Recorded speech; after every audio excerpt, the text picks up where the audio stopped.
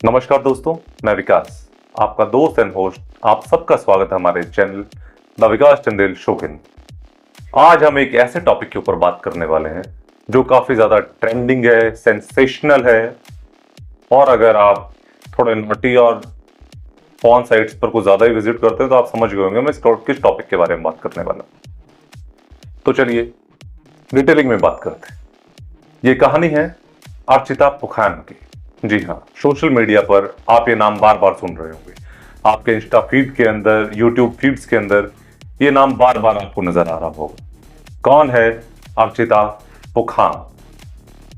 अर्चिता पुखान एक इन्फ्लुएंसर है, लेकिन इन्फ्लुएंसर होने से पहले वो इस समय जिस वजह से हाइलाइट्स में है, वो क्या रीजन?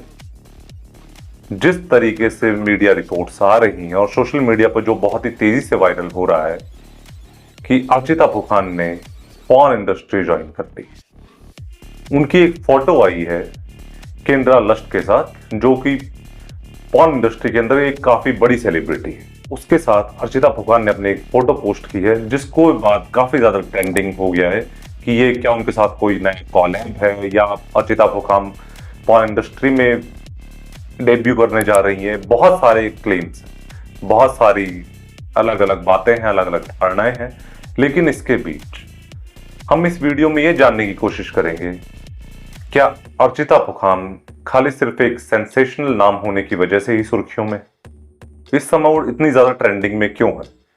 इंस्टाग्राम के ऊपर उनके 8 मिलियन से ज्यादा फॉलोअर्स हैं। उनकी वीडियोस काफी ज्यादा तेजी से वायरल हो रही हैं। उनकी नेटवर्थ भी कुछ 40 लाख के अराउंड बताई जा रही है। वो एक सोशल मीडिया इन्फ्लुएंसर ही नहीं, सोशल वर्कर भी है। जी हाँ, अभी रिसेंटली उन्होंने एक सोशल कॉज के अंदर भी फंडिंग की है। उन्होंने डोनेट किया है। और उन्होंने डोनेशन किस चीज में किया है? सबसे पहले चाइल्ड ट्रैफिकिंग के अंदर। जी हाँ, और एक एनिमल वेलफेयर एसोसिएशन के अंदर उन्होंने डोनेशन किया है।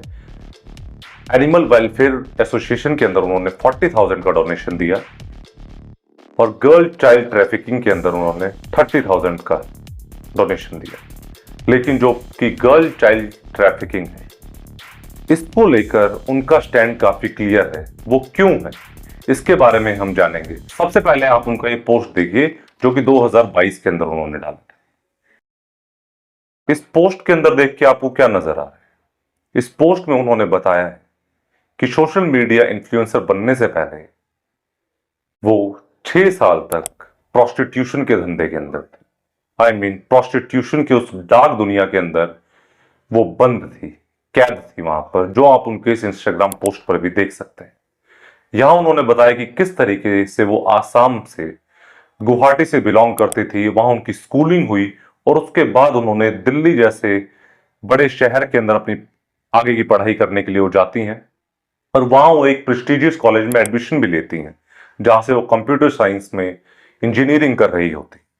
लेकिन इस बीच ऐसा क्या हुआ कि वो वहां से ड्रॉप आउट हो जाती हैं। उसके बाद वो एक प्रोस्टिट्यूशन की दुनिया में ढकेल दी जाती है।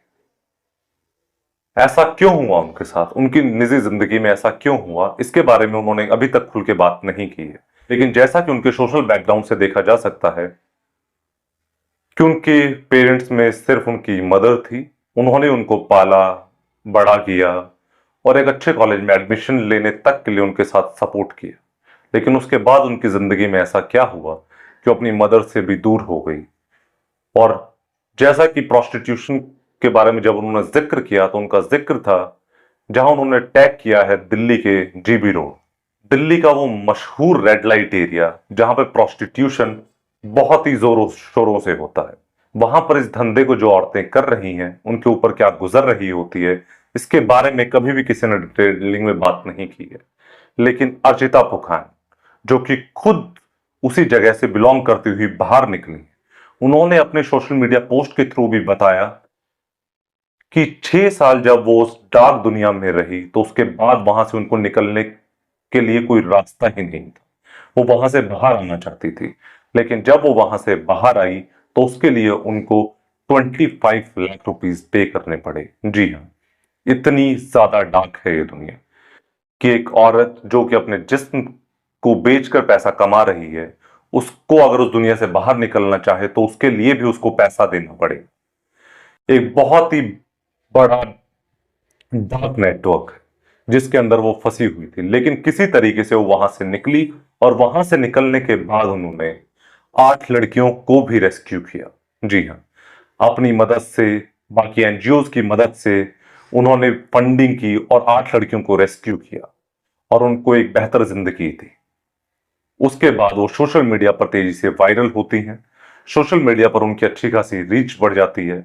लेकिन अभी हाल ही में जिस वजह से वो दोबारा से मीडिया के अंदर नजरों में आई है, वो है उनका केंद्र लस्ट के साथ अपना एक पोस्ट शेयर करना, जिसमें उन्होंने साफ तौर पर, देखिए नीचे क्या लिखा हो।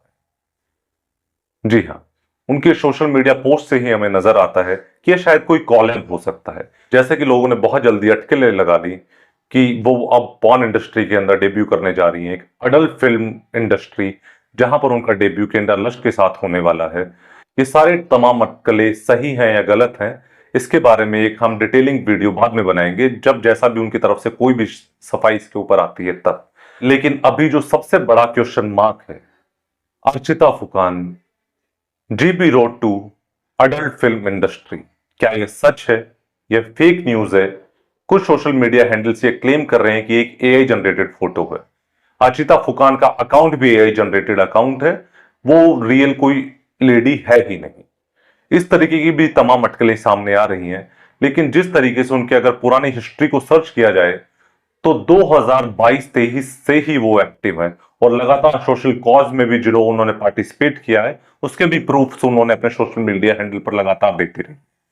लेकिन उनकी जर्नी जीबी रोड से सोशल मीडिया इंडस्ट्री तक कैसे आई, वो किस तरीके से अपने उस जीबी रोड के काम को छोड़ के डार्क दुनिया से बाहर आई, वो एक बहुत ही डिटेलिंग और बहुत ही गहराई में जाने वाला वीडियो है। उनके जीवन में आसाम से लेकर दिल्ली यूनिवर्सिटी से लेकर जीबी रोड से लेकर सोशल मीडिया इन्फ्लुएंसर से लेकर सोशल वर्कर से लेकर अडल्ट फिल्म इंडस्ट्री में डेब्यू करने तक उनकी इस जर्नी में क्या क्या अहम भूमिकाएं रही हैं, कौन कौन उनके पीछे रहा। क्या हमने इससे पहले कभी कोई ऐसा केस देखा है कि कोई प्रोस्टिट्यूशन की दुनिया में ढकेल देने के बाद उसमें वो कॉन्फिडेंस या वो आत्मविश्वास हो कि वो अपनी लाइफ को बिल्कुल दोबारा जीरो से शुरू कर सके? तो अर्चिता फुकान सिर्फ एक अडल्ट कंटेंट क्रिएटर ही नहीं है, बल्कि एक इंस्पिरेशनल जर्नी भी है उनकी। उनकी लाइफ स्टोरी उन तमाम लेडीज के लिए, उन तमाम लड़कियों के लिए जो चाइल्ड ट्रैफिकिंग का शिकार हो जाती हैं और प्रोस्टिट्यूशन में धकेल दी जाती हैं, उनके लिए भी इंस्पिरेशनल जर्नी है कि वो किस तरीके से उस काम को छोड़ के दोबारा से अपनी लाइफ को एक नए सिरे से शुरू कर सकती हैं और समाज में अपनी एक अलग पहचान, एक अलग दर्जा हासिल कर सकती हैं। तो दोस्तों, ये थी अर्चिता फुकान की जर्नी। आपको इसके बारे में क्या लगता है? आप हमें कमेंट सेक्शन में जाके बताइए।